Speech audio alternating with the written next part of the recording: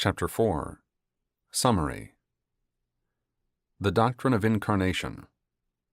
Sri Krishna tells Arjuna, I have revealed this spiritual knowledge in different ages for the benefit of man.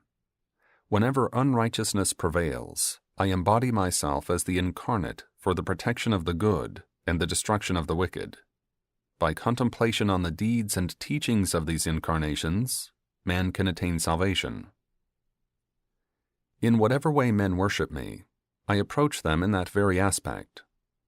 Those who have worldly desires worship various deities who are aspects of the divine.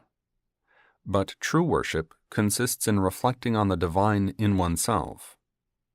I, the Supreme Divine, have created both the orders of nature and of society, but I am not in the least affected by these actions because I have no attachment to them.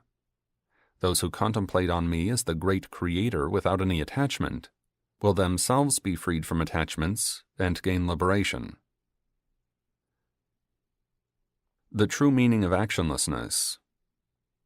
Non-action, or naishkarmya, which is the characteristic of the Atman, does not mean inactivity. It means being established in pure awareness without involvement in any kind of change. Among embodied beings, he who has attained to that spirit consciousness, by virtue of which he is ever established in this uninvolved Atman awareness and is free from any egoistic impulse even while his body and mind are carrying out all their characteristic movements, he is the really wise man, not the one who, by an effort of his will, keeps aloof from external action, but inwardly remains subject to attachments and egoistic motivation. The former is an enlightened man, while the latter is a mere idler.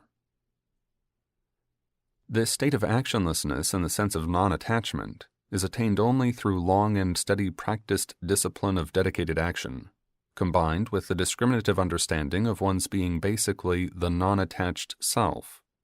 Such knowledge-based action is the highest form of yajna in the Vedic tradition. Yajna can take various forms.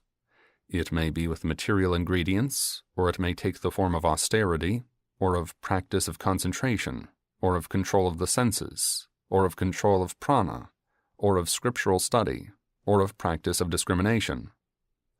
The peak of yajna discipline is reached when an aspirant sees the acts, the means of actions, the things acted upon, and the process of action as but different manifestations of Brahman.